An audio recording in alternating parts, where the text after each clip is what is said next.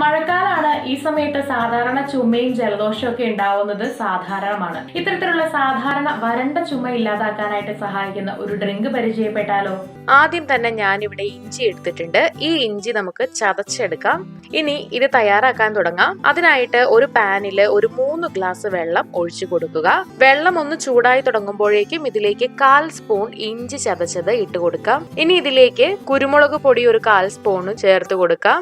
ഇനി അല്പം ഉപ്പ് ചേർത്ത് കൊടുക്കാം. സ്വാദിനാവശ്യമായ ഉപ്പാണ് ചേർത്ത് കൊടുക്കുന്നത്.